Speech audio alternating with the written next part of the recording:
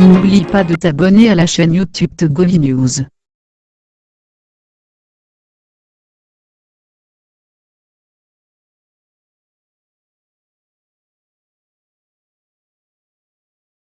Audi Actu sur Radio Victoire.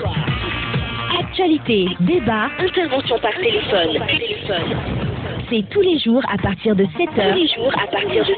Sur la fréquence magique, la 96.3 FM. Audi Actu.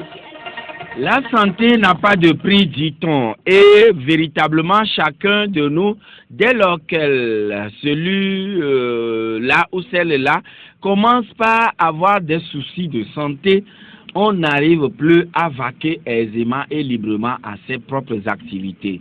Autrement dit, on est dérangé, on est perturbé, et des fois, ce sont des dépenses exorbitantes qui s'en suivent. Mais comment faire ou que faire pour pouvoir prévenir ces maladies ou par la même occasion maintenir sa bonne santé? C'est pourquoi nous avons avec nous ce matin l'organisateur en chef donc du MABEST, entendez par là marché du bien-être et de la santé au Togo, 3e édition. Alors, Monsieur Basile Minyanké, encore une fois, bonjour. Bonjour Joachim Agbetim et encore une fois bonjour à nos fidèles auditeurs, auditrices qui passent encore le temps à nous écouter. Voilà, nous parlons exclusivement de la santé ce matin. Mais avant, tout à l'heure, dans le journal, quand vous l'avez suivi, on parlait donc de 26 projets financés par le gouvernement. Ceci pour pouvoir pousser ces organisations à aller sensibiliser les citoyens sur les comportements non violents, sur les notions de civisme, sur les notions de paix, sur les notions de citoyenneté. Mais jamais, je n'ai vu le ministère de la Santé organiser un concours, bien un appel à projet, afin que les organisations de la société civile thématique puissent aller sensibiliser aussi les populations sur des cas de santé. Une défaillance ou bien peut-être un oubli. Je ne saurais te dire exactement si c'est une défaillance ou bien c'est un oubli. Je pense que le ministère de la Santé et de la Protection civile a cette charge de s'occuper du bien-être et de la santé de la population, évidemment. Et donc, je pense que ce que vous venez de dire actuellement doit être écouté par ce ministère pour rentrer dans cette dynamique-là. Comme on le dit, on peut avoir cette notion de citoyenneté, on peut avoir tout, mais si on trébuche sur le point, ou bien au niveau de la santé, je pense que on dira toujours que rien n'est fait. Rien n'est fait. Parce que sans la santé, nous le disons que la santé n'a pas de prix.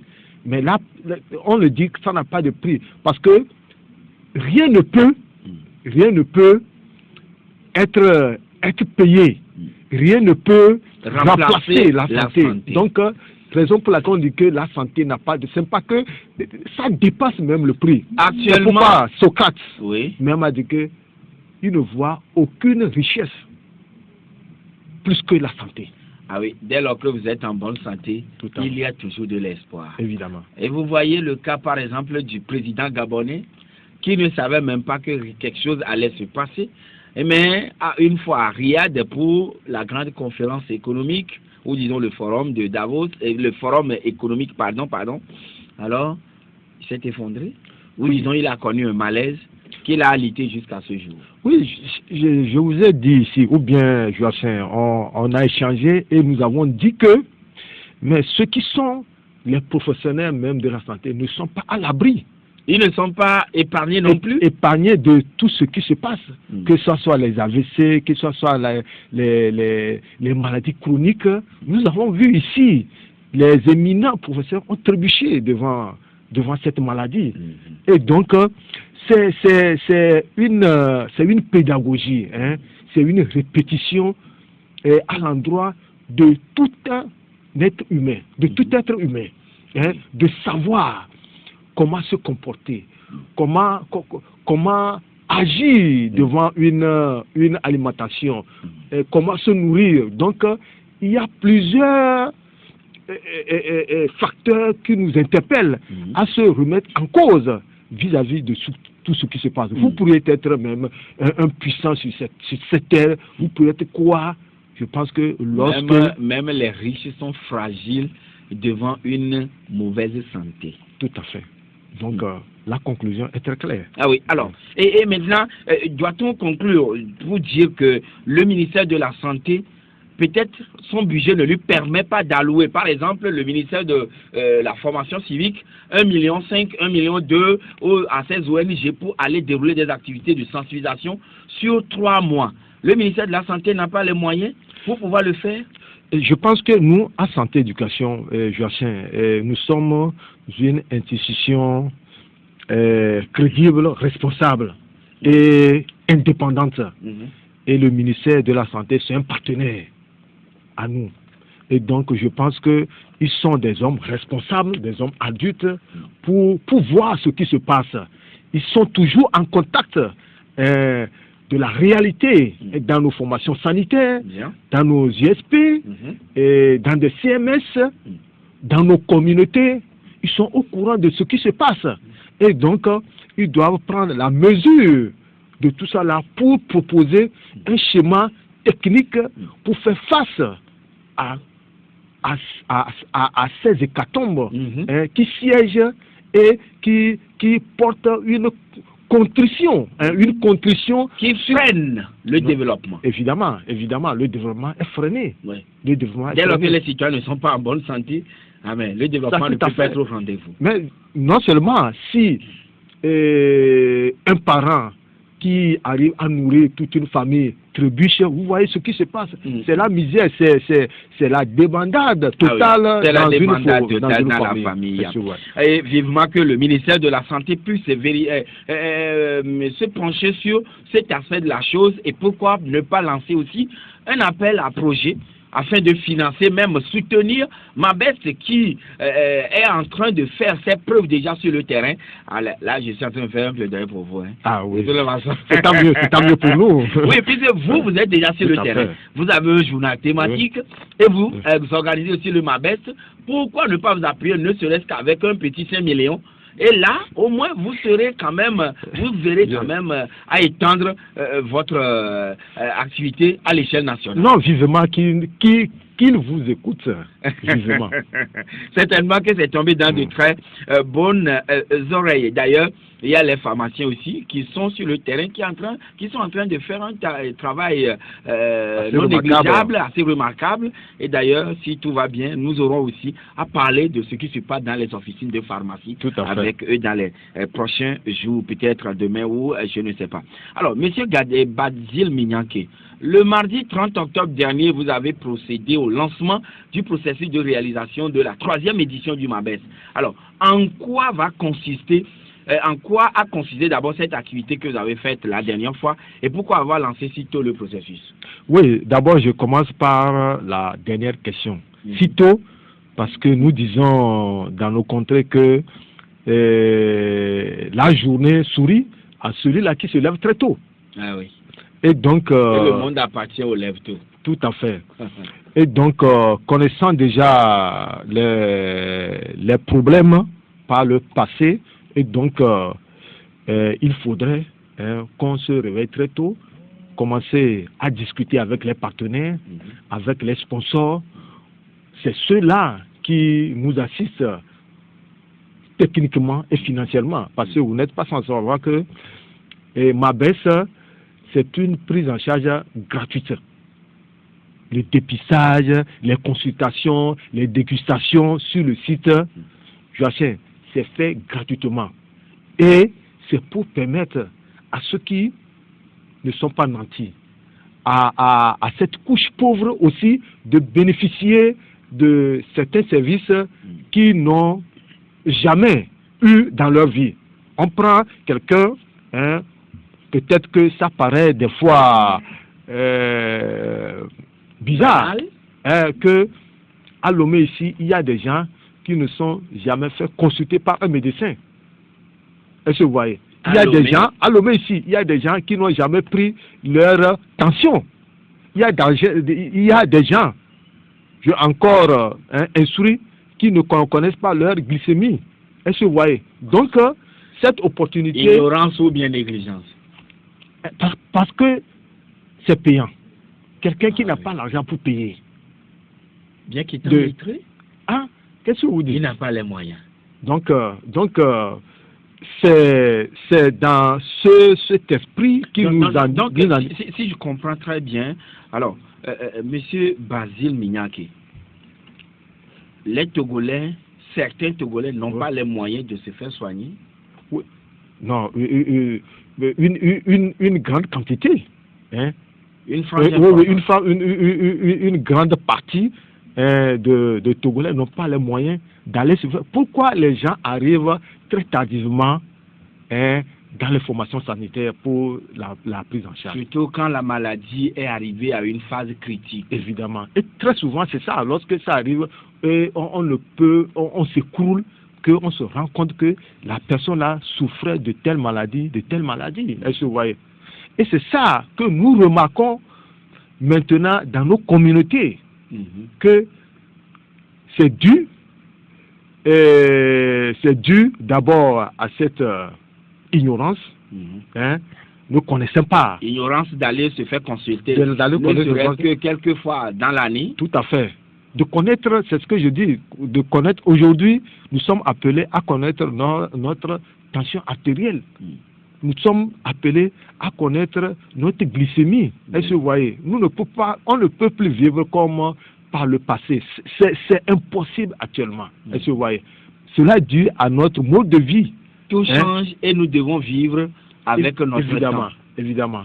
Et donc, cette rencontre avec la presse nous a permis d'appeler à la conscience collective de nos compatriotes, des partenaires, des décideurs techniques, des sponsors, ceux-là qui nous accompagnent traditionnellement, de se préparer qu'il y a encore quelque chose dans l'avenir qui vient ainsi. Et donc, de se préparer pour la mobilisation générale par rapport au MABES 3e édition. Évidemment. Et le MABES, c'est du 4 au 10 mars 2019 à Lomé, si Dieu nous prête vie.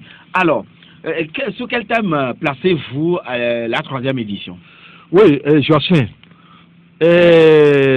cette édition, la 3e édition, nous l'avons placé sous le terme prévention, traitement intelligent.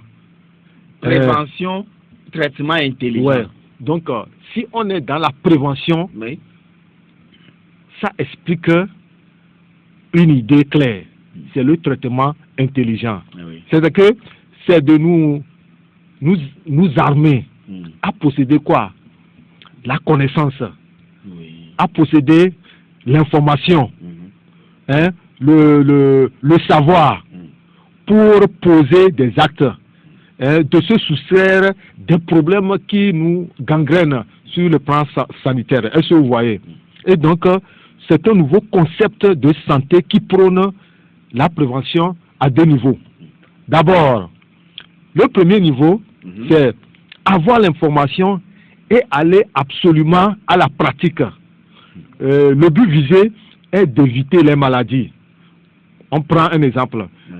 Un homme qui a son IMC normal, IMC indice de masse corporelle normal, qui a sa tension normale, qui a sa glycémie très normale, doit s'inscrire dans le traitement intelligent au premier degré afin d'éviter les maladies non transmissibles.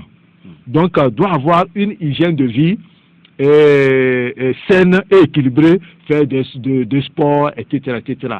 Là, la personne là est dans une parfaite perpétuelle de santé. durant peut-être son existence, en connaissant bien certains facteurs qui peuvent émailler sa santé, va éviter et avoir une santé parfaite. Est-ce que vous voyez? Oui. Donc, c'est ce que nous appelons le traitement intelligent au premier niveau maintenant. Le traitement intelligent au premier niveau. Tout à fait. Ah oui.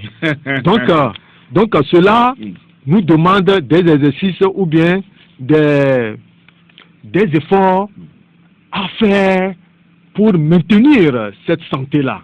Est-ce que vous voyez? Donc, au niveau, on vise 2 objectifs là-bas. Oui. Quels sont les objectifs que vous visez principalement en choisissant ce thème? Oui. En choisissant ce thème, prévention,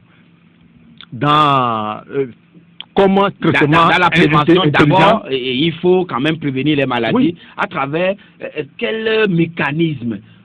Mode de vie, nouvelle à adopter, ou bien, disons, un nouveau mode de vie à adopter? Oui, tel que je l'ai dit, oui, au premier niveau, oui. Je complète avec le deuxième niveau. C'est-à-dire que lorsque vous êtes détecté, hypertendu, vous êtes détecté diabétique, il faut renverser la tendance. Renverser la tendance, c'est d'avoir un suivi médical. C'est de changer de vie. Est-ce que donc, c'est de s'inscrire impérativement dans une nouvelle dynamique pour te permettre de ne pas aller dans des complications extrêmes. Est-ce que vous voyez? Donc, ces exemples-là nous mettent dans une prévention que nous appelons traitement intelligent. C'est-à-dire que vous-même, lorsque vous êtes concerné déjà vous avez des informations sur votre état de santé, vous prenez vous-même la situation en main. Est-ce que vous voyez? Vous allez vous soustraire des pratiques négatives, des pratiques qui vont vous amener sur un cul de sac, au risque de perdre votre vie. Est-ce que vous voyez? Donc, traitement intelligent là, c'est un concept que nous aimerions partager avec les professionnels de la santé, les populations et les partenaires et nos sponsors pour qu'ils comprennent que ça ne nous coûte rien si on se met dans cette dynamique. Donc, c'est avant tout de contrôler nos organes, certains de nos organes vitaux, qui sont l'œil, qui sont nos reins, qui sont le cœur, surtout, le système nerveux, et aussi le cœur, le foie, par exemple, le pancréas, etc. Tout à fait. Parce que lorsque vous vous inscrivez dans ce qu'on appelle malbouffe, la malnutrition, tout ça là, donc ce sont ces organes-là qui paient le lot tribut. Le lot tribut. Est-ce que vous voyez? Donc c'est un peu ça, c'est ce que nous appelons prévention, traitement intelligent. Oui, maintenant, le MABES, en soi, mais en lui-même, disons, qu'est-ce que vous attendez des populations à travers le MABES? Non, ce que nous attendons, de tous les Togolais. Joachim, aujourd'hui, c'est l'hécatombe dans nos familles. Il y a des décès. Des décès évitables? Oui, qu'on peut éviter. C'est-à-dire qu'on peut éviter. On dit guérir d'une maladie alors qu'on peut la prévenir. Donc, ce sont ces conséquences-là qui nous amènent à ce que on attire l'attention de nos populations, des partenaires, ceux qui sont des acteurs de ce système de santé, que oui, on peut renverser la tendance. Aujourd'hui, les AVC c'est presque dans toutes les familles, est-ce que vous voyez? Mais on peut l'éviter, c'est-à-dire qu'on a le pouvoir, on a cette compétence de renverser la tendance. Encore qu'on apporte l'information, que les gens soient informés. Vous avez dit tout de suite que celui qui a l'information a le pouvoir. Si vous avez l'information sur cette maladie, c'est que vous avez le pouvoir sur la maladie. De maîtriser la maladie. Si très tôt, on vous détecte que vous êtes patient d'une maladie, vous amenez la maladie à l'hôpital, c'est que vous avez la même mise sur cette maladie-là. On vous dit ce qui peut vous pousser à aller rapidement au-delà et en évitant certains comportements qui vont vous soustraire des comportements à risque. Tout à fait. Alors, chaque année, ou disons, première édition, deuxième édition, nous vous avions reçu ici, et toutefois que vous évoquez le thème principal, qui est pour cette troisième édition, prévention, traitement intelligent, alors vous adjoignez toujours à cela des sous-thèmes. Oui. Est-ce qu'il y aura encore des sous-thèmes pour cette édition? Oui, cette année, il y aura encore sous-thème. Ce sous-thème-là, c'est la vaccination. La vaccination. La vaccination. Mais ça, nous négligeons ce côté-là, la vaccination. Vacciner quelqu'un, c'est de le mettre à l'abri de cette maladie. Et nous avons ces vaccins-là qu'on peut donner à nos populations pour les épargner. Et ce qui nous l'État fait déjà des vaccinations intégrées ou disons à l'échelle nationale de grande ampleur. Donc, faut-il encore parler de vaccinations sur le plan singulier, disons, individuellement? C'est ce que vous voudrez insinuer ou bien qu'est-ce que vous mettez dans la vaccination comme étant ce thème? Avant de répondre, permettez, les annonceurs, disons, le service commercial voudra d'abord qu'on serve les annonceurs. Audi Actu, c'est du lundi au vendredi de 7h à 8h20 sur Victor FM.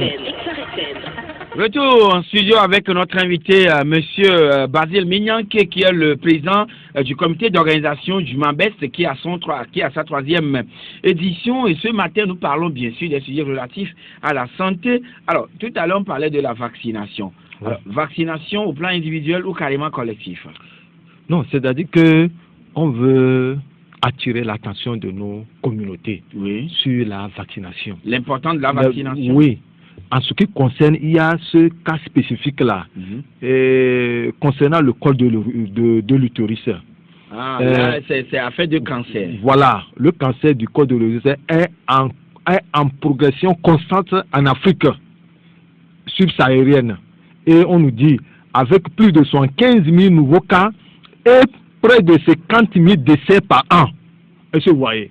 En Afrique subsaharienne. En Afrique subsaharienne. J'espère que mon pays, le Togo, est à l'abri de cette hécatombe. Ah, on dit que le cancer de l'utérus tuera d'ici 2030 plus de 443 000 femmes par an dans le monde et dont près de 90% en Afrique subsaharienne. Y compris le Togo. Lorsqu'on dit en Afrique subsaharienne, le Togo fait partie. Ce qu'on dit, pourtant, on peut prévenir ce cancer de l'utérus qui décime nos femmes, qui décime nos jeunes filles. Et encore, si on arrive à détecter très tôt, on peut se guérir de cette maladie. Mais à plus de 90%, 95%, c'est à une étape. C'est un stade qu'on ne pourra rien faire, qu'on découvre vraiment ces cas-là. Et donc, ça nous fait mal. La consultation est importante. Évidemment. Et maintenant, la vaccination pour remédier à ce mal. Ça, parce que on peut se guérir de ça si on se prend très tôt. Et mieux si on se vaccine. Est-ce qu'au Togo, on a quand même les structures adaptées et adéquates pour prendre en charge le cancer du col de l'utérus? C'est vrai, il y a des associations qui en parlent, les sages-femmes, etc. Mais est-ce que nous avons des structures pour prendre réellement en charge et vacciner contre ce mal? Oui, je pense qu'il y a cet aspect vaccination qui n'est pas très vulgarisé et qui est méconnu par nos populations. Raison pour laquelle on a vraiment cette constante-là de cette maladie dans nos communautés. Nos femmes en souffrent beaucoup. Et vous voudrez bien sûr, à travers MABES, attirer l'attention des Togolais sur la vaccination et son importance. Évidemment. Oui, vous avez fait les 2 éditions précédentes. Aujourd'hui, nous sommes à la 3e édition du MABES. Quelles sont les activités innovantes que vous prévoyez? Nous avons encore organisé, nous allons organiser en prélude de MABES. On va prendre un jour, faire un symposium. Un symposium des médecines alternatives. Hein. Donc, un symposium sur les médecines alternatives. Tout à fait. On dit que médecine alternative, ce qui n'est pas conventionnel. Oui. On a la médecine parallèle, on parle de la médecine parallèle, la médecine alternative, on parle de la médecine holistique, on parle de la médecine naturelle, on parle de la médecine douce, il y a plusieurs types de médecine alternative. Tout à fait. Et donc, ce serait évoqué? Oui, on va. Au cours du symposium? Oui. Au cours d'un symposium, on va voir ce que c'est médecine. La tradithérapie constitue aussi la médecine de médecine alternative. Oui, ce qui n'est pas conventionnel. Oui. Ce qui est conventionnel, c'est qui est médicament, ce qui est produit, voilà, ça c'est tout nouveau, hein, vous voyez, ça c'est tout nouveau. Mais il y a de ces médecines-là qui existent. Au Togo aussi, ça existe. Mais il n'y a pas une synergie. Et ce que nous avons constaté, il y a vraiment cette haine qu'on voit de par ces médecines qui se haïssent, tu vois, hein, qui ne collaborent pas, voilà, qui ne s'entendent pas, qui ne collaborent pas, alors que nous avons un seul dénominateur commun, c'est la maladie. Traiter la maladie. Traiter la maladie, que nos patients retrouvent leur santé, est-ce que vous voyez? Et donc, poser le problème là, hein, aux professionnels de ces médecines alternatives et voir comment est-ce que nous pourrions évoluer, est-ce que vous voyez? Santé, éducation, nous sommes là. Le code de la santé en a parlé aussi. Évidemment. Et je pense que maintenant, il faut traduire des choses dans la réalité. Donc, au cours de ce symposium, vous allez inviter les médecins, disons, les acteurs de la médecine moderne, tout comme les uns les autres de la médecine oui, aujourd'hui, alternative. Au Togo, il y a quoi, la médecine chinoise qui opère. Il y a les tradiprateurs qui sont là. Oui. Des fois, vous arrivez à l'hôpital, on va dire que non, que ça là, c'est pas une maladie de l'hôpital, que retourner. Est-ce que vous voyez? Donc, la médecine conventionnelle même abdique des fois face à certaines pathologies. Et donc, il faut dans d'autres pays, d'autres pays, il y a cette synergie. Lorsque vous rentrez dans un grand hôpital, il y a de ces médecines-là qui collaborent. Et pourquoi pas? Oui, maintenant, en dehors de ce symposium, est-ce que vous en dehors de ce symposium, nous avons aussi une activité à délocaliser parce que nos populations de l'intérieur nous accusent que on se préoccupe de cette population urbaine. Et donc, pour cette fois-ci, nous avons choisi 15 localités où nous allons faire dépistage de l'IMC, de glycémie, de l'hypertension à certaines localités qui n'ont pas accès à ces services-là, à qui on peut parler. Parce que vous n'êtes pas sans savoir. Aujourd'hui, les maladies que nous retrouvons dans les zones urbaines se retrouvent dans les zones rurales aussi. Et tu vois, les hémiplégies sont là, les hypertendus qui sont là, mais il n'y a pas de supermarché dans nos contrées là-bas. Il n'y a pas de supermarché ici. On a des supermarchés, on achète tous les produits transformés, tout ça. Qu'est-ce qui fait que donc il y a un problème. Dans les villages ou bien les milieux reculés, on remarque aussi ces maladies, le diabète, l'hypertension artérielle, et le cancer, tout ça là, on retrouve ça là. Donc il faudrait vous direz leur apporter l'information. L'information, les dépister. Dans 15 localités, dites-vous. Dans 15 localités. Waouh. Oui, ça c'est une prouesse. Merci. En tout cas, nous attendons de voir que cela soit déroulé tout aisément et certainement que les mails d'association sont également donnés. Alors, 22 21 80 99 92 02 80 63. Et vous avez une question à poser donc à notre invité. Vous êtes le bienvenu. Alors, qui peut participer au MABES? Qui peut participer au MABES en tant qu'exposant et toute entreprise ou bien toute organisation qui est en règle avec les structures de l'État.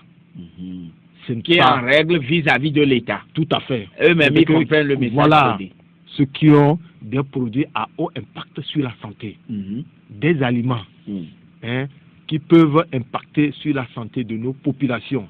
Parce que les promoteurs viendront. Les populations viendront découvrir aussi.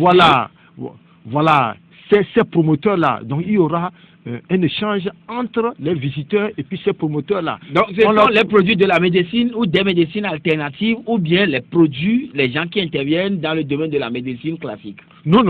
D'accord. Kao a une question à vous poser. Monsieur Kao, bonjour. Bonjour, monsieur Joachim. Oui, comment allez-vous? Oh, ça va bien. D'accord, nous vous écoutons. Le volume de la radio à côté. Ok. Ça va. Oui, bien, allez-y. Bon, j'ai une préoccupation, c'est que la population avale toujours ce qu'on la donne. Et je veux insister sur un seul point. Et les produits qui rentrent au Togo par beaucoup de voies et qu'on ne censure pas ou qu'on n'analyse pas et que la population avale, vous voyez pas que c'est ça qui aggrave les problèmes de santé au Togo ou en Afrique en général. Parce que je donne un seul exemple. Quand vous allez dans les hôpitaux, il y a ça bruit comme dans les marchés. Alors qu'un ami des États-Unis disait qu'aux États-Unis ou bien en Europe, c'est les accidentés, ceux qui sont malades de la bourgeoisie que tu vas retrouver. Par contre, chez nous, ça bruit seulement. Donc, il faut voir ce cas. Merci pour vos travaux. Merci, cher ami Kao. Et notre invité va vous répondre tout à l'heure. On prend le deuxième intervenant qui est en ligne. Allô? Allô? Vous êtes en direct sur Victoire FM. Bonjour. Décidément, il n'est pas totalement avec nous, mais 92 02 80 63 22 21 80 et 99. Allô? Il est reparti sur la pointe des pieds. Certainement que nous n'allons pas le perdre jusqu'à la fin de l'émission, mais il va juste rappeler pour être en direct avec nous. Mais en attendant, je reviens ici vers vous, monsieur Basile. On nous signale que notre auditeur est en ligne avec nous. On le prend. Allô? Allô, bonjour, monsieur Joachim. Oui, bonjour, cher ami. C'est monsieur? C'est monsieur Gagnon depuis Achitangomi. D'accord, monsieur Gagnon, nous vous écoutons. Je profite de l'occasion pour saluer notre invité. Oui. Et aujourd'hui, vous parlez santé. Et cela me fait beaucoup plaisir. Et vous lui avez posé une question tout à l'heure. Que pourquoi le ministère de la Santé n'organise pas certaines choses comme il le fait aujourd'hui. Il avait demandé si c'est une différence ou bien si c'est un oubli. Mais il a dit qu'il ne pourrait pas répondre si c'est un oubli, une différence. Mais même moi, je dis que c'est une différence. Parce que si nous prenons aujourd'hui les hôpitaux qui se trouvent dans notre pays, ce sont des désastres. Si nous prenons la maternité aujourd'hui, la traumatologie, la pédiatrie, il n'y a rien qui marche là-bas.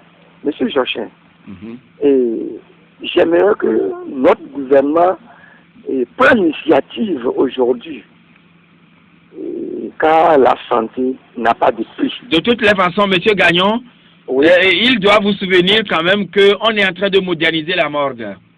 Non, monsieur Joachim, on est en train de moderniser la morgue parce qu'ils ont encore des pensées machiavéliques. Sinon, pourquoi la feuille de route que la CDAO a donnée? Là, vous êtes en train de quitter le champ. Merci, monsieur Gagnon, vous avez été très bien compris. Nous allons prendre un autre intervenant en ligne. Allô? Monsieur Joachim, bonjour. Oui, bonjour, Commis. Je pense que vous allez bien. Oui, je vais bien et vous? Oh, ça peut aller. D'accord. Ça peut quoi au dos, toutes les informations qui sont en train de partager avec nous. Toutefois, je les félicite. Ce que j'aimerais dire, le climat déjà dévancé, a parlé de certaines causes. Moi, ma voix ne sera pas prise en compte si il en parle. Parce que pourquoi les femmes ont fait pareil problème? C'est qu'elle a dit, c'est pas le ministère. Et dans nos hôpitaux, quel traitement on leur réserve? Si on arrive à trouver le problème au niveau de la source, je pense que eux, à leur niveau, la tâche serait un peu allégée et sera encore plus viable. S'ils s'attaquent beaucoup plus aux causes, surtout ce qu'on nous amène ici pour manger. D'accord.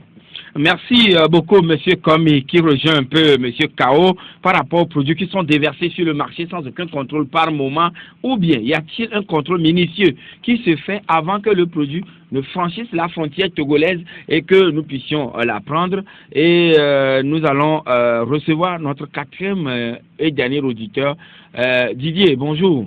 Bonjour, Joachim. Oui. Bonjour, monsieur Minyanké. Bonjour, J'ai rattrapé l'émission en cours, hein, mais moi, je voulais faire une proposition.